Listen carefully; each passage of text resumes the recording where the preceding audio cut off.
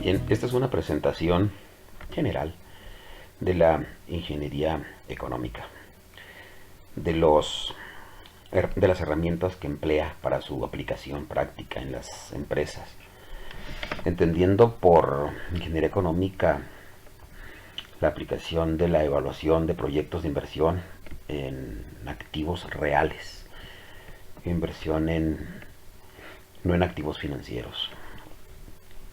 Por lo tanto, pues bueno, es muy importante identificar el medio ambiente donde ésta se maneja. Es muy aplicable en la ingeniería industrial, por supuesto, y en todas las ingenierías, ¿verdad? Ingeniería en sistemas, ingeniería en industria alimentaria, en la ingeniería en logística, por supuesto, inclusive ingeniería en arquitectura, ingeniería civil, por supuesto que tiene una aplicación muy amplia. La evaluación financiera de proyectos, por lo tanto, como sinónimo de ingeniería económica. Entonces un ingeniero tendrá unas propuestas de ingeniería, lo aplicará a un proceso productivo, a la construcción de un activo real y en medio de un entorno económico que llevará como objetivo fundamental satisfacer deseos, utilizando recursos que cada vez son escasos para maximizar esa rentabilidad. Bien, entonces hay un aspecto bioambiental en la ingeniería económica. Tenemos por un lado el aspecto físico y por otro lado el aspecto económico. Como ingenieros podrías tener una gran capacidad para innovar, para la creatividad. Sin embargo, si no tienes la manera o las técnicas necesarias para demostrar que lo que has ideado, que lo que quieres crear, que lo que quieres inventar, requiere de recursos económicos. Entonces tendrás que tener las técnicas suficientes para conseguir los recursos económicos o financieros suficientes para que esos proyectos se lleven a cabo, ¿verdad? Es decir, encontrar las fuentes de financiamiento, tanto propias como ajenas, y aplicar la metodología financiera necesaria para comprobar que esos proyectos que tú tienes en mente sean viables. Es un aspecto bioambiental, el aspecto físico y el aspecto económico. Bien, partiendo de esta pequeña plática, bueno, hago la aclaración de que en esta presentación pues se ve de manera muy genérica los métodos que emplea la ingeniería económica, los conceptos principales de ella y la utilización de la matemática financiera como herramienta básica para el entendimiento de los métodos dinámicos que se emplearán posteriormente. Aquí encontramos una definición de ingeniería económica que, como lo puedes ver, tú podrás ir, para evitar ahorrar un poco de tiempo, el video no se vaya demasiado largo, pues podrás poner pausas y lo podrás ir leyendo detenidamente. Es importante explicar que en esta metodología se utilizará el diagrama de flujo de efectivo. Aquí tenemos una representación gráfica de él, el cual se presenta con un línea horizontal. Le representamos el tiempo, los ingresos como una flechita hacia arriba, que serán las entradas de dinero, entradas reales de dinero. Aquí no hay entradas ni salidas virtuales, tiene que ser reales, entradas y salidas reales de dinero las que van en el flujo de efectivo, y los periodos se pondrán de 0 a n. Hay un principio fundamental en la aplicación del valor del dinero a través del tiempo, que consiste básicamente en esta expresión: un peso de hoy vale más que un peso de mañana, ya que pues lógicamente que el peso de hoy, desde hoy mismo se puede poner a trabajar, se puede invertir y generar con el mayor rendimiento. O visto de otra manera, es decir, si ahora mismo invertimos un peso y lo guardamos, vamos, que si dejamos un peso bajo del colchón y lo sacamos de aquí a un año o dos, con ese peso tendríamos mucho menos poder adquisitivo que si lo gastásemos hoy mismo. A eso se refiere. Entonces es muy importante entender este concepto, ya que equivale En valor monetario, el valor cambia, podría ser, cambia, pero en equivalencia tendrá que ser igual, ya que hay una inflación y un interés y algunas otras variables que influyen para que para que esta equivalencia se dé. Y en concreto son los mercados los que establecen este valor. Bien, el dinero se valoriza a través del tiempo a una tasa de interés que lleva implícita todas estas variables que he mencionado y que se verán a continuación, más adelante. Bien, aquí tenemos algunos otros principios fundamentales y el principio de equivalencia. Dos cantidades de dinero ubicadas en diferentes puntos del tiempo son equivalentes si al trasladarlas al mismo punto se hacen iguales en magnitud. Así, por ejemplo, si se pide dinero prestado, por ejemplo, en el punto inicial, a una tasa de interés tal, pues tendríamos entonces que pagar al final de ese periodo y entonces sería un ingreso. Estas dos cantidades, como he dicho, son distintas en valor, pero en equivalencia lo mismo, ya que esta tasa de interés se encargó en función del tiempo que estuvo este dinero que se ha prestado o invertido, hace que se dé dicha equivalencia. Se verá más adelante con la aplicación de las fórmulas. Bien, aquí sería un ejemplo de un préstamo, por ejemplo, ingresó dinero y se tendrá que hacer pagos periódicos, constantes, iguales o no necesariamente tienen que ser iguales estos pagos para lograr la equivalencia de que quien prestó este dinero o quien lo recibió tendrá que devolver en parcialidades dicho préstamo. Aquí tenemos un ejemplo sencillo, que es de un préstamo de 100, al 20% se tendrán que devolver al final de un periodo 120. El concepto de tasa de interés: cantidad de dinero que excede a lo prestado, es el costo de un préstamo. El dinero que se tiene que pagar por utilizar el dinero ajeno. Entonces el interés será igual a una cantidad pagada menos la cantidad prestada.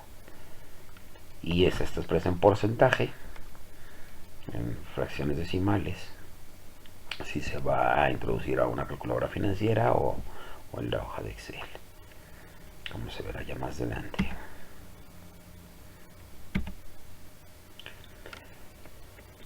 Y las variables que utilizaremos pues será el préstamo, para ello el préstamo o valor actual o valor presente al principio del periodo, entonces para nosotros esta será una P. F será un valor futuro, un pago posterior al final del periodo. También hago la aclaración de que se utiliza mucho la S como para representar el valor futuro. Si restamos al valor futuro el valor presente, entonces tendremos los intereses del periodo y la tasa de interés efectiva por periodo que se aplicará a dicho problema o a dicho ejemplo será la I minúscula. Y si lo queremos expresar, pues de esta forma nos queda I será igual a F menos P entre P por 100% para que quede expresado de manera porcentual.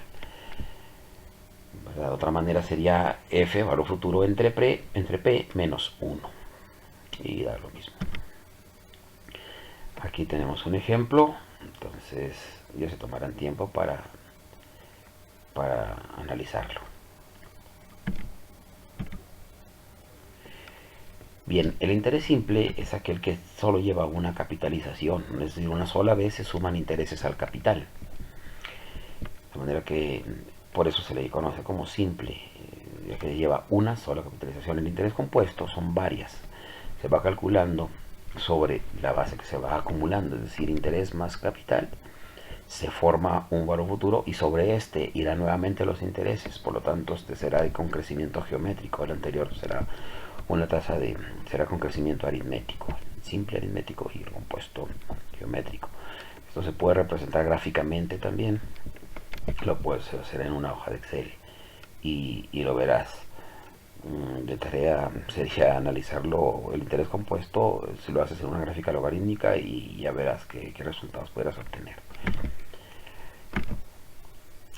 Otro ejemplo tenemos aquí el interés simple y el interés compuesto.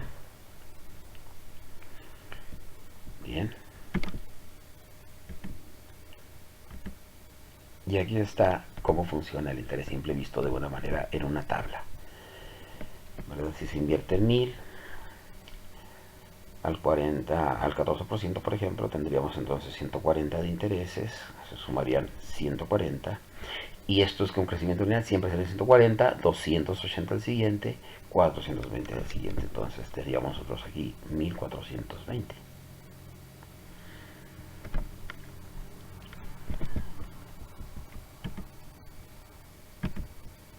¿Qué pasa en el compuesto? Nótese la diferencia. 1420 del anterior contra 1481 de este, ya que los 140 para el primer periodo siempre será lo mismo. Sin embargo, en el interés que se generan con 1140 para el segundo periodo ya son 1100, serían 159.60, que se suman al ya acumulado anteriormente, dando como un monto hasta el final del punto 2 de 1299.60, los cuales pasan al siguiente periodo, se genera el interés, se suma y se tiene este valor acumulado. Más adelante veremos las fórmulas para que quede más claro. Porque ya que esta es una explicación de una tabla de 3. Sin embargo, si tuviéramos una tabla con, vamos a decir, con 40, 60 o 100 o más datos, entonces lo que utilizaríamos sería la fórmula directa con un exponencial, en donde simplemente elevaríamos 1 más la tasa de interés a la n y obtendríamos el factor de acumulación, o factor de conversión, de capitalización de esos intereses, y obtendríamos el valor equivalente a los 1000 para el periodo n que queramos. Bien, aquí es muy importante saber que lo que influye es el costo de capital, es decir, el costo de oportunidad del dinero que se tenga para invertir o no en determinado proyecto, en determinado activo. Y esta es, como está expresado aquí, es la tasa que exige quien invierte, ¿verdad? Sus recursos, y renuncia al uso alternativo de esos fondos, porque va a correr un riesgo y por lo tanto exigirá una tasa de rentabilidad también mayor.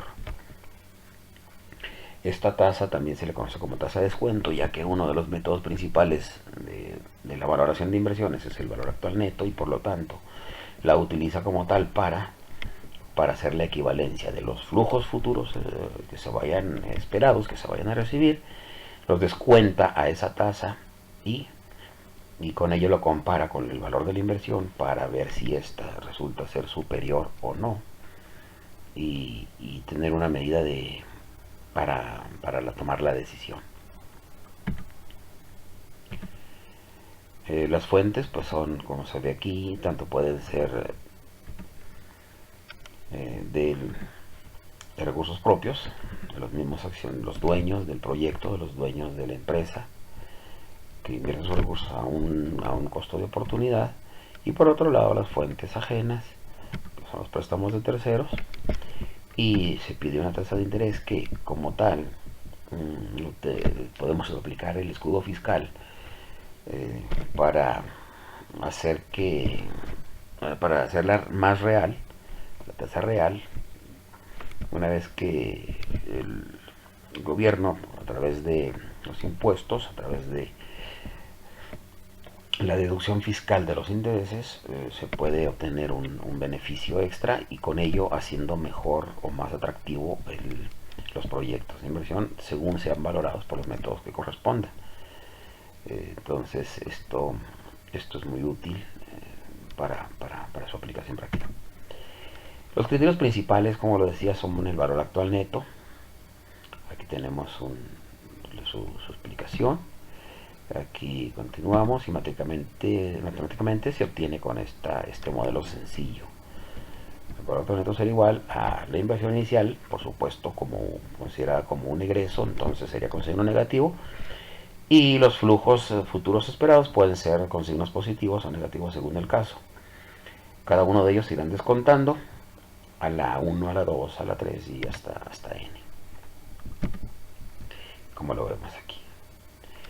La simbología, aquí la tenemos, a la tasa de descuento, ese costo de oportunidad de capital que habíamos mencionado anteriormente, se le conoce también como tasa de rendimiento mínima aceptable o tasa de rendimiento mínima atractiva, la TREMA. Posteriormente se verá como, se generarlo como un costo promedio ponderado de capital y lo veremos como WACC o KPM según sea el caso. Aquí tenemos el valor actual neto, entonces un ejemplo sencillo de, se espera tener una inversión de 350, 16 y 466 en el año 1, 2 y 3, entonces estos serían la fórmula anterior que se ha visto, obteniendo con ello un valor actual neto positivo de 59.323, dando con ello una decisión de aceptación. Aquí continuamos con otro ejemplo. Das pausa y lo podrás resolver detenidamente. Y continuamos con el ejemplo. Seguimos. Entonces aquí está explicado lo que se hizo anteriormente, paso por paso. Puedes hacer muy bien en una hoja de Excel, una plantilla de Excel. Las observaciones, es muy importante considerar estas observaciones. Hasta ahorita debe de quedar claro que no estamos aplicando absolutamente ninguna metodología de riesgo. Estamos analizando un modelo estático. Se podría ser dinámico aplicando Crystal Ball, por ejemplo, y ya podemos verlo más adelante. Ni análisis de sensibilidad, ni absolutamente nada. Simplemente detallando el método simple como es. Algunas otras observaciones. ¿Van?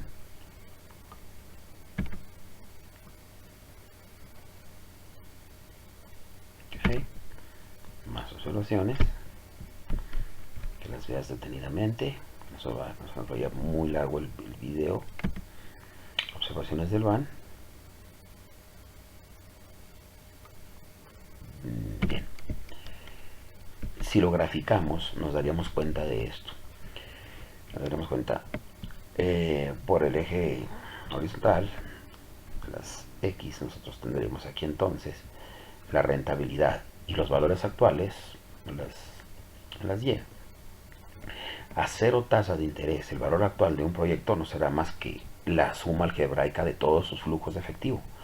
Por lo tanto, se quedaría representado así. A medida que aumenta la tasa de interés, esta tasa de interés por supuesto que sería inflación, riesgo y el costo de capital libre de riesgo, a medida que sea más riesgoso,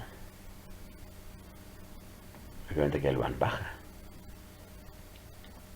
A medida que aumenta la inflación, a medida que aumentan estas variables, el van baja y hasta que se hace negativo. Cuando cruza exactamente en este punto, se dice que ahí es la tasa interna de rendimiento de dicho proyecto.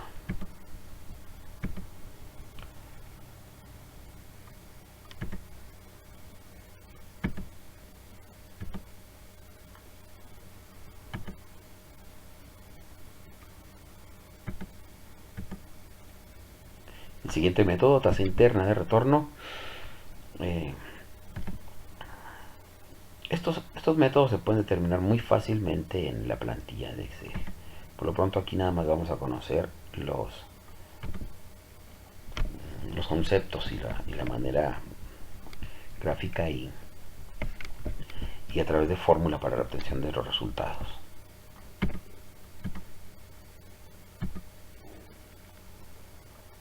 Es importante esto.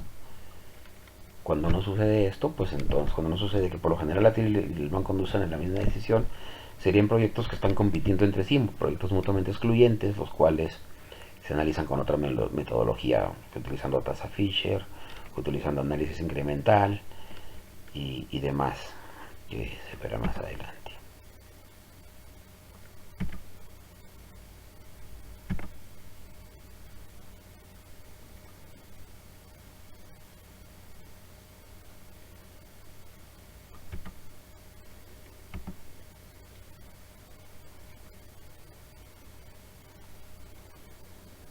En este caso pues es conveniente utilizar el valor actual neto como se puede ver aquí.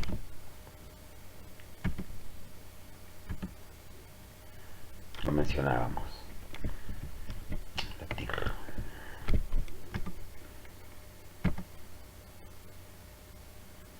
Es muy importante esta observación, ya que si no estás consciente de esto, si no te das cuenta de esto, puede haber tantas TIR como cambios de signos. Entonces puedes cometer un error fatal en recomendar o aceptar un proyecto malo, hacerlo como bueno, debido a que pueden presentarse este tipo de defectos que tiene la tasa interna de rendimiento. Sería fatal cometer un error de esta naturaleza. Más adelante se verán ejemplos de ello. Concepto sencillo de TIR es igual a esto. Cuando el van se hace 0, es a la tasa con la cual hiciste este van igual a 0, esta R, esa es la tasa interna de rendimiento, o bien la tasa con la igual a la cual se igualan los flujos esperados con la inversión inicial. También esa sería otra manera de obtenerlo. Aquí tenemos un ejemplo en la cual el TIR es el 12.96. Pero alcance a verse en esta, quizá muy apenas. Por último, otro método, razón, beneficio, costo. Es un ejemplo sencillo. Y bien. Al ser mayor que 1, pues se acepta el proyecto. Si es menor, no sería conveniente aceptarlo.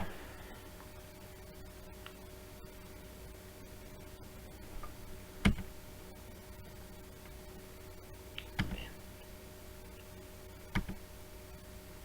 Índice de rentabilidad. Un último método que he puesto aquí.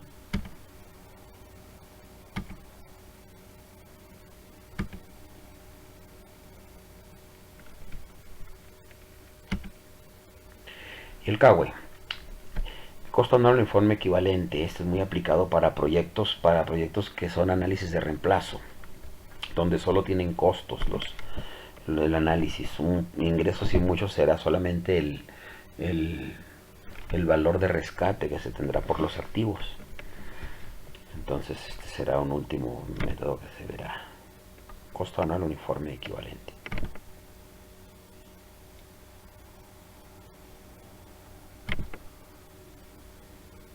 Un ejemplo sencillo. CAWE de 6.316. Este se compara contra otros y se elegirá el más económico, por supuesto.